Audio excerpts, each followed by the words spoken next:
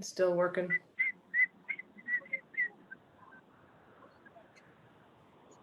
Okay. Whoa, where on earth are we? Okay, I think we're live. Let me just triple check. Facebook, hello. Okay, we are live. Hi, good evening. How are you, Jeffrey, Jaslynn, and Mike? How are you guys? Good. Thank you. Bueno. Yeah. Okay, so we this morning met up in front of Governor Newsom's house in Sacramento, Fair Oaks, and we wanted to give you a recap because we were, okay, so a few months ago I had seen Jeffrey out there in front with, I don't even know, he'll explain who he was with, and I was like, wow, I've never been to his house, and that's a new area, we can demonstrate there. And so I threw it out there. I maybe private messaged 5 people. I threw it out on my social media last week and again yesterday, all inclusive. There are like 587 different groups in California. We represented concerned citizens of California. Everyone was invited, all inclusive. The people, about 6 of us showed up. And what did I expect? I expected just to be standing there, to chit chat with you guys, to have a little powwow. Nothing did I expect to be approached by Jennifer Newsom, Governor Newsom's wife. And so we will give you guys a little bit of the breakdown of what we chatted about. It was about a 30-minute conversation. So we all got there between 7 and 8 a.m. I'm from San Jose, so I got up at 4, got in the car at 4:45. I know Mike, same thing. He was an early bird. But actually, Catherine wins the gold medal for distance. Catherine came from Mammoth, a 4.5-hour drive with her 14-month-old. Amazing. Shout out to Catherine. So, the people that showed up, we showed up. We were pleasantly surprised with Jennifer Newsom.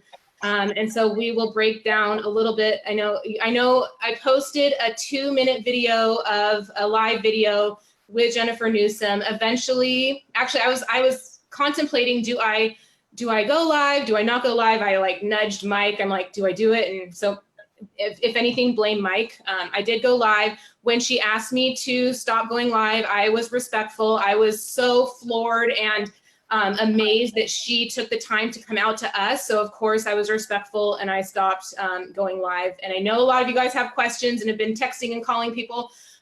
So we're here to report. So I think that was it for the intro. Jeffrey, tell us what a couple months ago, what were you doing in front of Gavin Newsom's house? Why did we do it again? Go ahead, all you.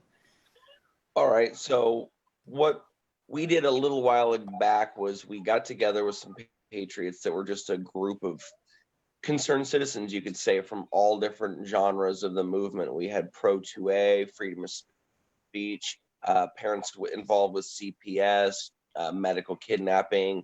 I had my vaccine sign.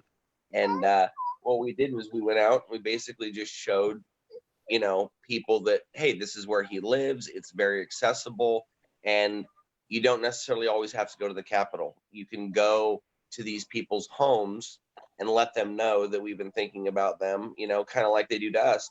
With this vaccine movement, they've brought that to our house. So we started to go to these people's buildings and visit the mansion and whatnot. And you posted, because we were friends online, but we weren't really in communication. I just followed your CBD and things like that were similar. And you posted a picture of my group. And so I inboxed you. I was like, wow, that's really cool that you posted the picture of me. And you're like, that's you? Really? And that was when you're like, well, I want to do that. What's the address? And you can't publicly post the address online. So you started getting a lot of people asking about it. And, I live local, so it was conveniently close for me. But again, I give the award to you guys for making the drive. I really do. It's nothing for me. I live close by. I'm always down to do it. Anyone that hears me, you let me know. We can do this any day. But thank you guys for participating and making me not stand there all by myself, Yeah. Absolutely. No, I was thankful that you committed and you were there. And no matter if it was the 6 of us or 100 of us, we were just going to be there. And yeah, someone was saying oh, you could be doing this, stuff to support the candidates. You could be doing this and this and this. And I'm like, it's never a bad time to demonstrate. It's never a bad time to meet people in real life. It's never a bad time for any of that. So, you know, everyone has their ideas of what people should be doing or this or that. And, you know, we showed up and today, like we got a 30-minute conversation. For so many years where we haven't felt heard, where the Senator Bell wouldn't give me the time of day, my assemblyman would never meet with me. Like finally, in all the years of this advocacy in California, I finally felt heard and I finally felt respected. So Jaslynn, break it down for us. What were your thoughts? Yes, I felt the same, super respected. And I know some people have said, you know, why would you talk to her? She's evil and things like that. But what we got today was really what I consider a courageous woman who did not have to do what she did, that heard us outside or heard people that were driving, you know, heard somehow that we were out there, the CHP officers or whatnot. And I do know that my daughter was. I think it was Veruca. Yeah. Yeah, Ruga was yelling. Ruga was like, Governor Newsom, come out here. And I said it like 15 times. And then all of a sudden, somebody said, who's that coming down? And I looked back and I'm like, oh, it's his secretary. I'd never seen her dressed down. So, and then I realized it was her. And I was like, oh gosh, we're really having this talk. This is so awesome. But my takeaway was that, you know, I don't really feel like I seen an evil woman that, you know, didn't want to hear our side of things. I heard a woman that was very much open-minded and willing to listen to us. I heard someone that is in a really hard spot, because I know if you're married, then you understand how marriages work. And, you know, she right. Like, it's not an easy thing to go against, you know, your spouse, especially in this capacity, you know, the nation's watching. But what I took away was that she was in communication with someone from our movement who is a very reputable person, very well respected and well received. She spent many years in this cause fighting for it, and that they have a personal relationship. And so the fact that we talked to her for 30 minutes, she not only heard our vaccine injury stories and put a face to the story, like, this is my son, he was injured, and this is me, I was injured, and she listened and she heard. And then when we spoke about how we what we did in September, that Mike and I were arrested along with others, and that we were all there beating down doors, and you know, that this was really important to us, and that they just let it slip by. And I don't think anyone was like groveling at her by any means. I mean, we just weren't attacking her. Everyone was allowing her time to respond. But I said, you know, how can you kind of seem like you agree with us in some ways and selectively vaccinate and all the things, and at the same time be okay with the fact that these laws were passed? And from my perspective, I heard someone that was very compassionate, also very misinformed and ill-informed about the context of the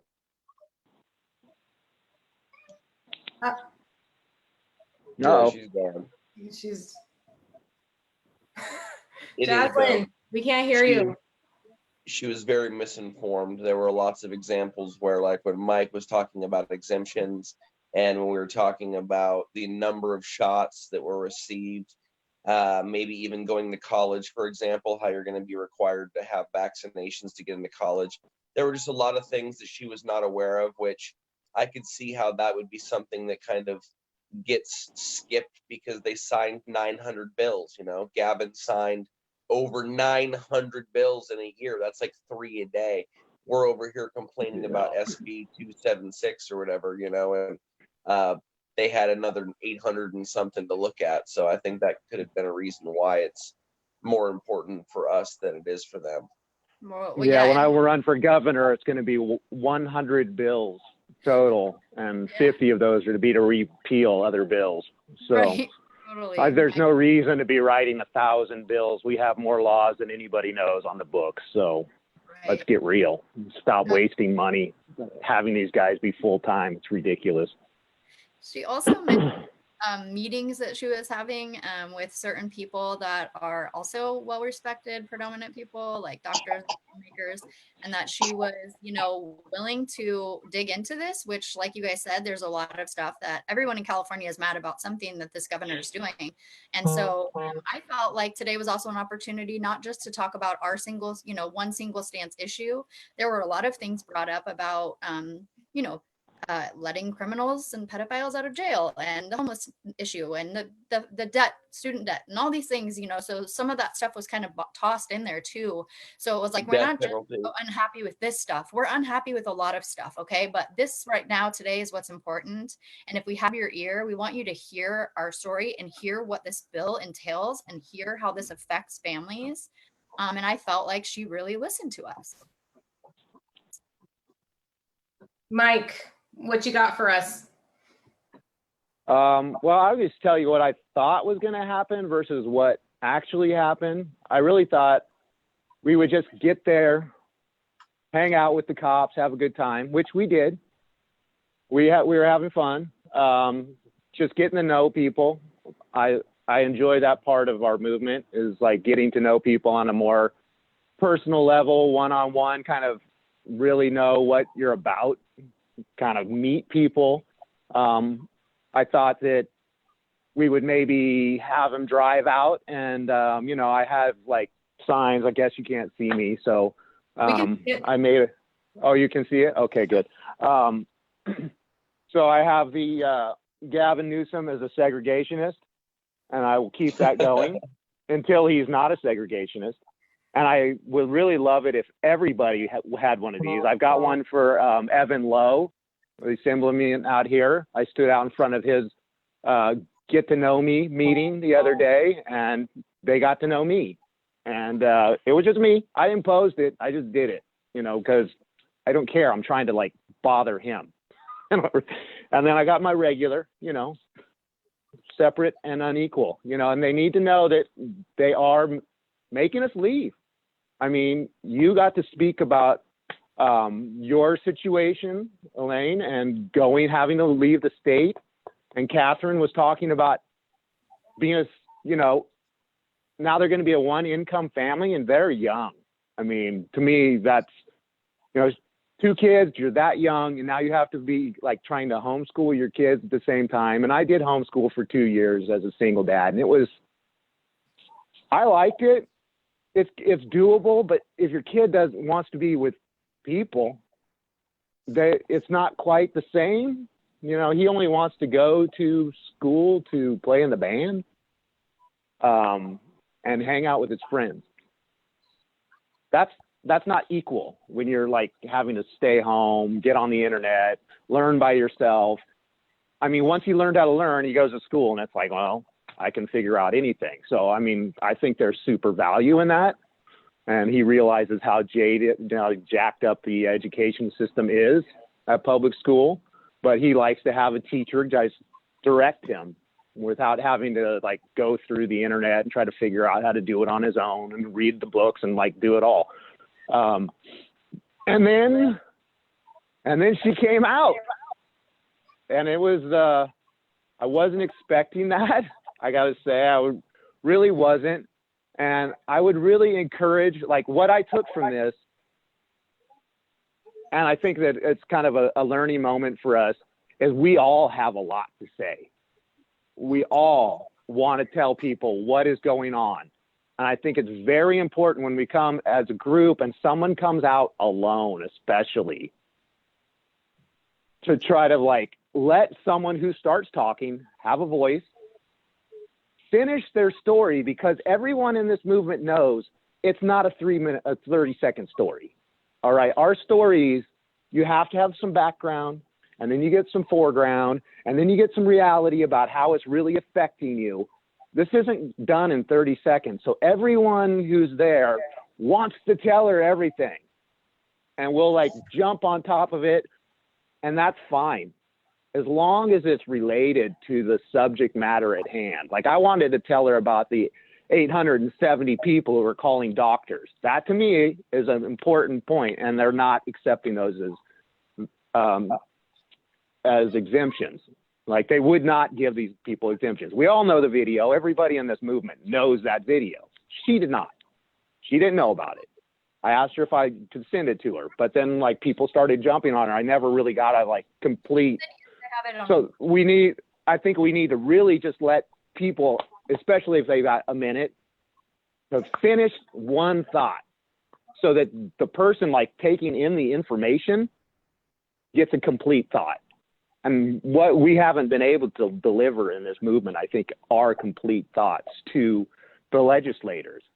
So if we're only meeting with aides, we're never going to get that complete thought to, they're just going to get a summary of what we said.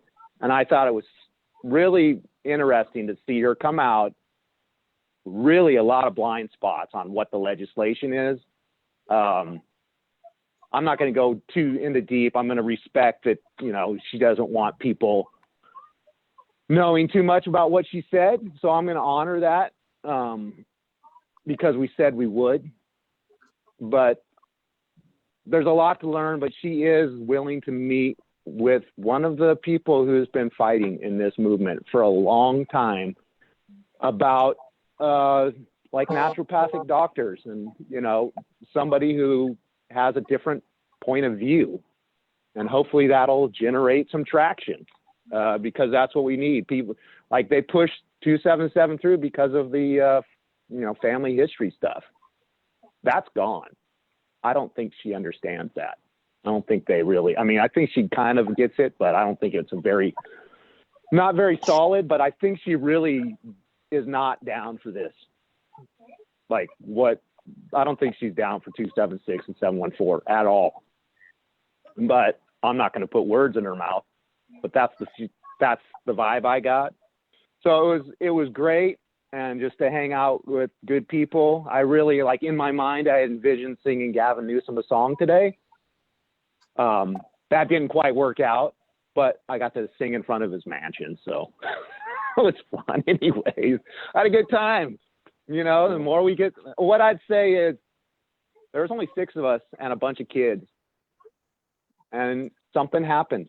If we didn't do it, like I didn't do it yesterday, I didn't do it the day before, I didn't do it the day before that, right? And so nothing happened.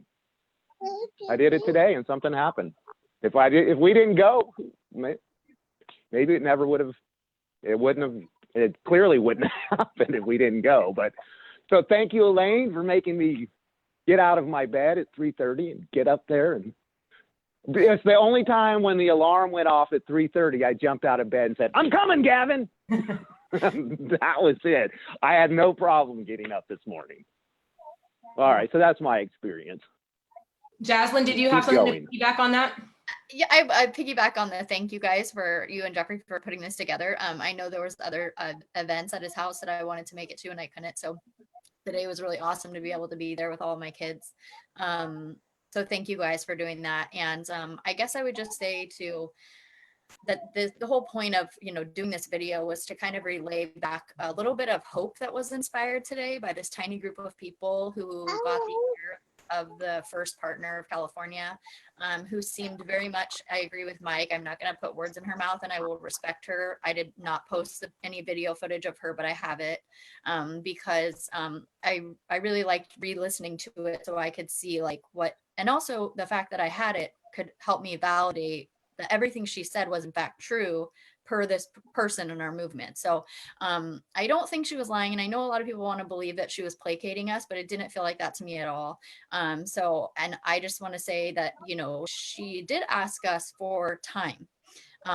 You know, because I know she's taken a beating from us, right? Because it's kind of like everybody perceives them as hypocrites, having, you know, suspected injured children and, you know, vaccinating their schedule and things like that. People saw it as very hypocritical. But I do think that she has taken, out of all these bills he wrote, I feel like she's taken this one the most seriously. And I feel like she's a mother of 4, just like I am. And so there was like a lot of common ground today that we found as a group. And I just felt very inspired that if we could have just the ear of one important person who's willing to work with people within our movement and build relationships with us and talk to doctors that are not the ones who won't write exemptions. I mean, we have tens of thousands of doctors in California, and let's talk to all of them. I would really love to see some statistics on the numbers of doctors who are willing to write them, not just these 800 that said they wouldn't. And so that seemed to be something she was interested in. Also, the people she's talking to and the things that were mentioned that she's talking about were beneficial to our movement. were beneficial to our cause and were beneficial to our children. So I'm grateful, so grateful that I got to hear that with my own ears, and that my children got to hear that, and that, you know, it was a small group, but tiny but mighty. It's the epitome of that saying, right? So No. Right when she gets to the good stuff. It gets good, yeah. Jaslyn, we can't hear you. I can piggyback on that, just that I feel like I'm a good reader of people's energy, and you know, it wasn't a perfect meeting. There were people jumping in, and I'm under the impression that people are doing the best they can with what they know, as far as our Absolutely. 6 people who maybe interrupted, maybe didn't let her finish. I mean, it was not perfect in that sense, but she was listening. She made eye contact. She was nodding. She seemed empathetic and sympathetic. Eventually, I'm not one to jump in conversations. Eventually, Jeffrey was like, Elaine, like, share your story. And so I told her about Jackson and his 15-month well baby visit and his 7 vaccines. And she was like, what? And I was like, I was just following the schedule. That is the CDC schedule. I did not think to question. At that point in my life, that's where I was at. And then I said, you know, my daughter is at the 7th grade checkpoint, getting kicked out of private school next year. We are leaving the state because the state has pushed us out. And so she was receptive. It was like you could tell on her face this was not okay with her. And so she didn't know about the checkpoint. Her face looked like, yeah, exactly. Oh, silent again. And so yes, like some people were somewhat negative in the thread on the live video about, you know, there were Cokes in the background. Someone, or Andrea, had free cinnamon Cokes that she had got. She wanted to share. I don't think anyone drank one. Crunchy police. There were donuts that Jeffrey brought for everyone. We weren't force feeding. Like, there was informed consent. So it's all good, you guys. We're just everyone's still alive. We're all fine. Everyone has okay. Yeah. We make decisions as adults. So no worries there. But it was a powerful morning, very unexpected. I'm thankful that we got that little nugget of time with her, because like I said, in the 5 years that I've been at this, it was the first time I really felt that someone heard me. And so we did ask, like, moving forward, what is the plan? What do we do? And so she said, like Jaslyn's been saying, that she's in communication with someone within our movement. She does have her ears open. Like, as much as we've given her negativity and attacked her, and her team tells her, like, you don't want to jump in this is not your fight. There's something about this that she's invested in. And so don't give up hope. That's my 2 cents. That's what I read from her. That she genuinely, you know, loves her children, loves families of California. That's just me. I know there's a lot of evil and negativity and darkness, but that is my takeaway. Anyone else have any takeaways before we hop off? Jeffrey. Yeah, I was shocked, honestly, because like I've been doing things like this for a while, where you go out and kind of just troll, because that's kind of what we were doing, right? Just lightweight trolling cars that were going in, letting them know we were there. And I think that she caught me really off guard. I didn't expect her to just come out there and own it like that. And it's like, to show up dressed low key. She had like her ball cap on. You could tell she just threw on her fit and came down. That's what was like. She didn't take the time to get all ready. She didn't make it a media thing. She just threw her, whatever she was chilling in, right? It looked like to me she was in the house, hanging out, ready for a friend to come by. And it looks like we might have even stopped her ability to get showered and ready for her friend to come. She took that time to talk to us, and yeah, she listened to everyone's story, you know. And Mike, I'm sorry you weren't able to get out your story. There were a couple of times where I was like, I know, I heard you talking, bro. I heard it, and I was ready to hear that, like, good part of the story, which I know we all yearn to get out. And I know that you were shot short a couple times, and I tried to keep my mouth shut as much as possible. I'm sorry. No, I get it, man. No, everybody wants to say something. I have no problem. I really, the way it went, I don't, at the time I wasn't really worried about it, but I just was kind of reflecting on it as we were like, here, I was hearing it. I was like, yeah, we could have done a little less interrupting and let her have a little more of her thing. But hey, it was it blew my mind that she walked out. Chomping at the bit, dude. Like, we're seeing Mrs. Newsom, dude. We're like, literally, this is the person we're trying to recall for a year. It's his wife. Like, we're like, I've been putting in work, collecting signatures. I've been trying to get your husband out of office for over a year. And I'm just like shocked that she came down. But like you said, I felt almost as if she was his yin to his yang, right? She was almost like this total opposite of Gavin. Like, she didn't understand. She was kind of like, oh my gosh, you were hurt, your family was injured, oh my gosh. You could just tell that she was genuine, and I was it surprised me. She was human, and it really showed today that she's not who I thought she was, which is this evil, angry, vindictive Democrat, maybe, that just hates everybody. She was very like human, and that was nice to see in person, you know. Yeah. And she didn't fully understand that medical doctors are not writing medical exemptions. And I told her that my family in the current situation went to the doctor who originally gave Jackson and Sophia their shots, and we were denied a medical exemption, just like those other 800 families, just like many that just doctors are scared off. And she was surprised about that. So there's a lot of misinformation. We have 3 vaccine exemptions and one that we can't get one for. So I think that when she knew that, you saw the look of shock in her face. Like, it was like, what do you mean?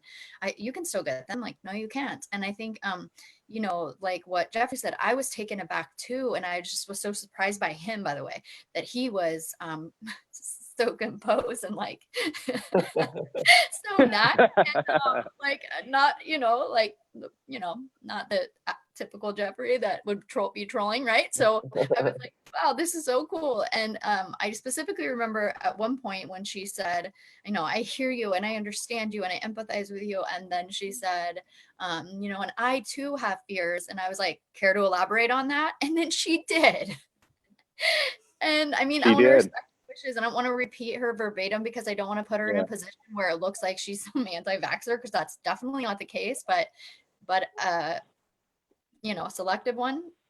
I mean, at least spacing out the poison. Remember, she was like, at least have the ability to space it out. Like, she could tell that, like, it's not something that should all be done at one time. And when she heard Elaine say 7 or 9 shots at one time and like 2 doses, like, 3 doses, she was like, her mind went crazy. That age yet, right? She's not at that age where your kid gets that fat dosage yet. They haven't been there. So when she gets there, it's going to be like, oh no. And she even used the word forced, right? With the vitamin K. They forced me. She felt forced, which is exactly the truth that a lot of people feel today. Like, you don't have a decision, which is not fair. Mm-hmm. Yeah, especially when you're all whacked out from giving birth. You have no like ability to like defend yourself because you're like in a different space entirely. 3 a.m. in the morning, you know, you're all sleep deprived, you know? Yeah. So I have one more. Yeah, I was going to say Mike, one more thing. Either talk us out or sing us out. It's all you, Mike. Did anyone have any questions or no? There's a ton of, there's 150 people on and a ton of like comments and questions. Well, it's your page, so have a great night. No, I'm just kidding. I would just like to say this, like, I have a friend, Funky Father #2, John Wydogan. He's from the Capitol. I mean, I've met most everybody that I hang out with now in the last 9 months, right? So I'm getting to know people still, and it's, you know, it makes me feel not alone when I have all these people who like understand where we're coming from. But I like what he does. Like, he's not coming up to the Capitol too much anymore. His thing is he goes out and he's just doing this. He's not telling anybody. He's not making a big display about it. He's just going to colleges and he's flyering, like his local junior college. He's all, those are the people that are closest to high school. He's all, I don't really want to like target high schoolers because then we'll get in trouble or whatever. But he can go and do that. And he also, I love the way he thinks about his signs. It's always questions. It's like, do you know what VAERS is? Or research VAERS, and then gives a link, you know? And those are things that I think make people think rather than like feeling like they're being attacked. And I just like the way he does. And I just wanted to share that, and just going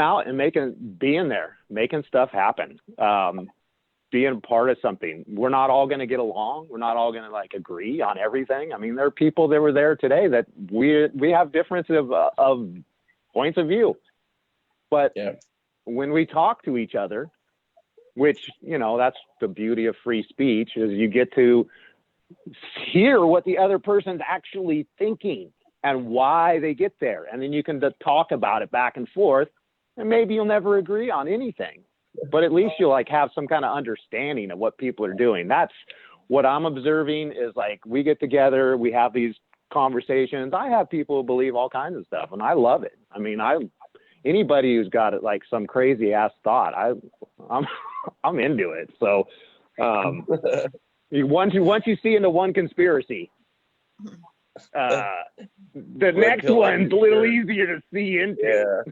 It's like swallow. Yeah. Yeah, but I think just like going out lobbying and stuff for the last couple weeks, and just talking to reps and stuff, being placated, and sitting in a room with Ken Cooley's chief of staff for 30. Oh. Can't hear you.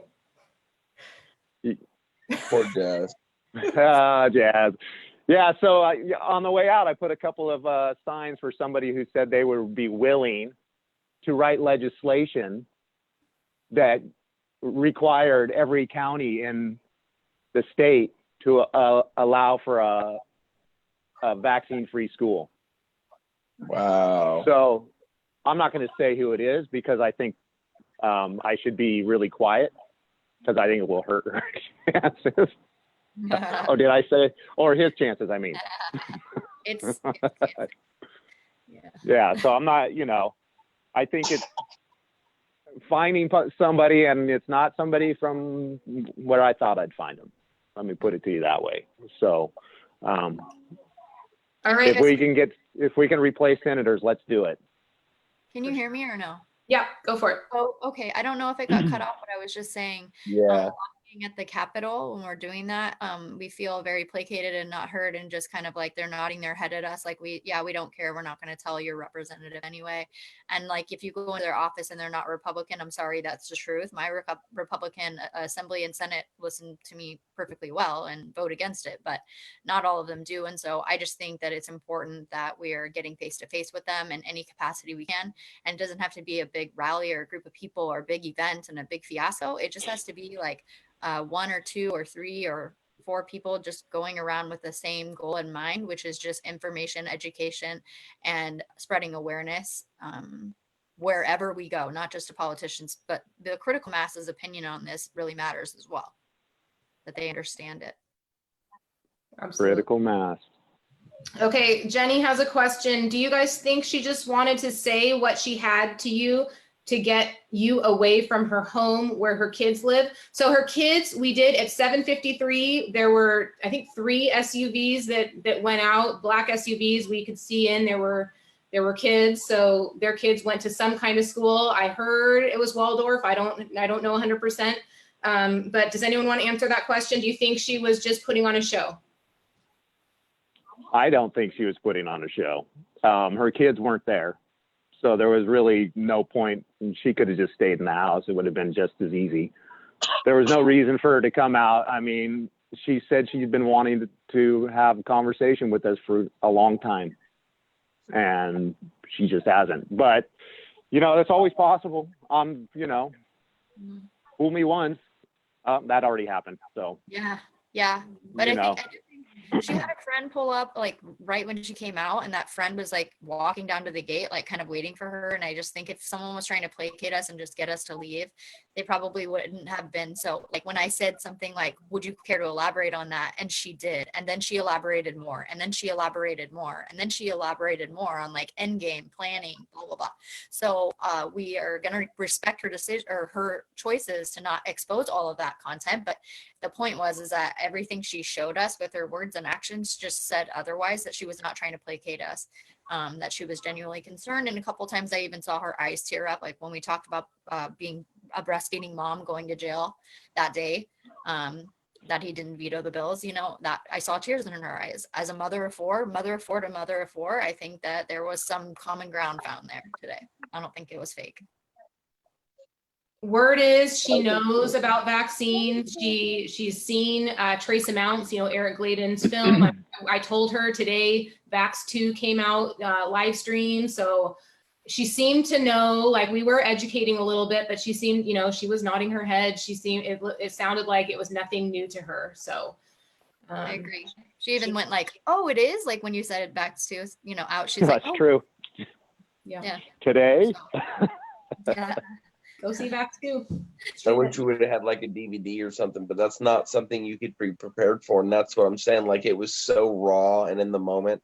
We were just like, I said to her when I saw the gate open up and this woman walked down, I'm like, don't worry, we don't bite. I was just thinking it was like another, like, I thought it was they a were secretary. sending the aid down or something, you know, go deal with these people on the streets. And like, and then someone goes, I think that's his wife. And then she goes, I am. And we were like, I was like, whoa, like you walked up and just no security, nothing. It was just like, here I am in my neighborhood, you know, and she was like very with it. It wasn't as, I don't think it was, I mean, maybe that was what happened because we were all so happy. We're like, I'm ready to go home. I finished my goal. I've never left anything like that, you know, like I was like, wow. I don't feel like I was placated, ignored, jerked off for an hour. Like, you know what I mean? Yeah. It was like, wow, we really got some, like, you know, some of us got to put some input in there and get some feedback. And I felt like it was great. And I know my children did as well, that, you know, they're used to being like having the door slammed on them or people running away from their mom. And today they, you know, got to hear us have a civil discord with someone we're not very happy with her husband's choices, or her not, you know, fully speaking out against things and you know, trying harder to stop it or whatever, but that we all had like a very civil discussion and she listened to us and we were heard. And that's the majority of the point, is that we were heard today.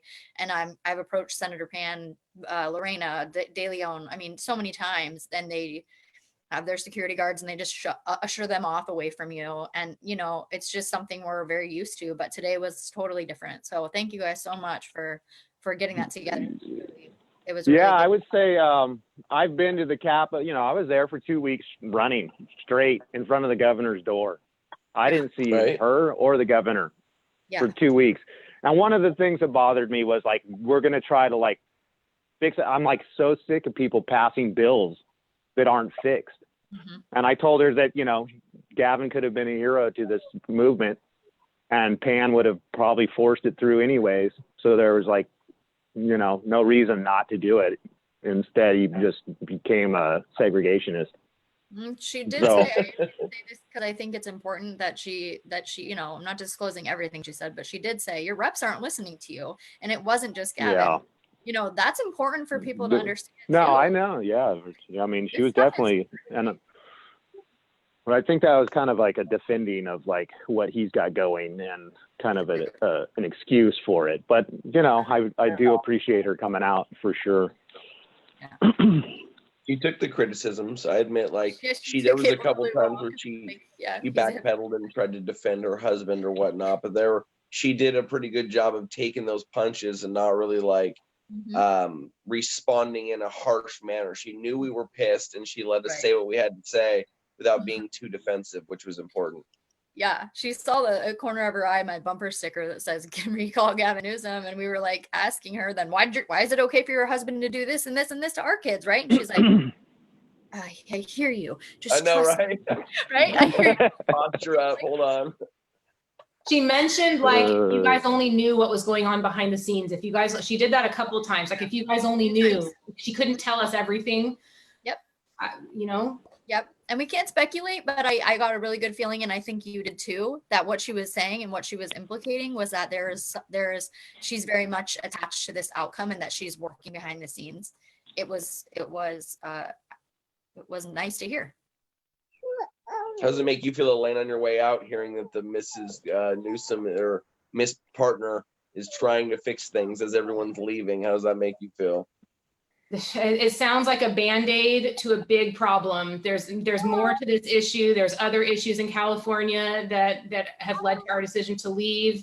I'm happy. I'll continue to fight for California. I want nothing but the best. I was born and raised here. I will always be a Californian.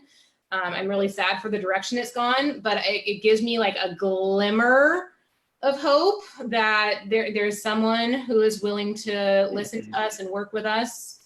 What does that actually mean, and will there be action taken? I don't know, but today went way past my expectations. I was actually about to leave because I had to go to the bathroom. I had to pee so bad, but then that suddenly appeared, and I was staying for that. So I thought Gavin Newsom was okay with that kind of stuff happening in the street, but right in front of his house, you're good. Right in front of CHP. Oh my gosh, that's not my jam, but good girl. You're a good mom. Was there any other questions from anyone or no? Any last minute questions, you guys? I think there's mostly comments. People wish they could hear the conversation. You guys, if you want to post a question, do it in the next like 30 seconds or forever hold your peace. I was gonna say, if people, what do you guys think about if people want to private message us and hear like some of the context of what we spoke about? Do you feel like that would still be respecting her privacy if we don't post it publicly, or I don't know. I don't care if someone asks me what they think of. I'll tell people, I'll give people an unfiltered version as long as they're not going to go do a live video and put her on expose it. Because she was so respectful. Like she honestly was like, listen, could you please, I know you're recording me. Would you mind giving me the decency to just talk without feeling like if I make a mistake, you're going to hold me to the flames because I made a mistake. Right. She was being very open and like honest and just being like, she put herself out there. So I think that was very cool. And I had my phone like right in her face, and she was basically like, I know you're going to post this. And I was like, oh no, I'm recording this so my husband can hear this conversation with the first partner of California, right? Like that's really what I did it for. But ultimately, like, no, I wouldn't go share the video after she so kindly and respectfully asked us to just let her freely talk. I mean, I think that was kind of part of the deal, right? That we were allowed to discuss the conversation in the context of what the protest or the demonstration that we did today peacefully, but that, to like blow her up and have people come and attack her from the other sides of all the angles we spoke about today, that wouldn't serve any of us. So. And she knew we were filming. So she really put she put her neck on the line, I think. I felt like she was doing something that could really kind of backfire for her. Yeah. Or at least and hopefully it could backfire for us, I feel, if like we were to like just put her on blast and kill her. I just don't feel like there's any reason for that at this point. It's not going to do any good. So let her do what she can do. If she can do something, let her do it. If not, well. Yeah, well, and when she said she wanted time, I was like, we're out of time. We are out of time. We're out of freaking time. Whatever. I'm looking down the road. Yeah, way it's down like, the road. You're doing it backwards. So the bill's already done, and now you're taking an interest in it, which makes kind of makes me upset at both of them. But the reality is that she was even going as far as to say that this evening, this very night, this day that we talked to her, she's meeting with functional medicine doctors and So this evening, it's like, just give me some time. So it's like, if she's saying she's doing something tonight, then I think giving her a little bit of time isn't too much to ask, because she's not saying, oh, next year I'm going to talk to practical medicine doctors.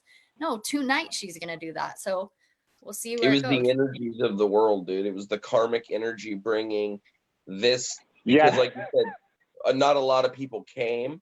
The people that came have been ostracized. They've been separated from giant groups. We've all kind of like crawled back from the rocks that we were underneath in our own little areas, came together, and then here we are just chilling out front, being very normal, interacting, and she felt comfortable enough to come out and talk to the size group because we had children, we were interacting with the police, and we were being very just genuine human beings, and we were treating her the way I think that she was waiting to be treated versus like an angry mob, right? We were we were on the sidewalk. We were told them, don't worry, we won't obstruct your driveway. We're picking up litter. I mean, we were great protesters, right? So I think it was a healing moment for everybody, and it allowed her to feel like she could come to us.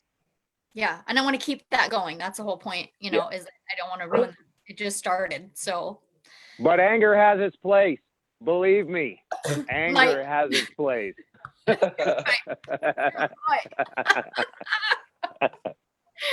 I love you next week. It won't be anything like today. I post that song, Mike. We should do like a finish out with a little song. Yeah.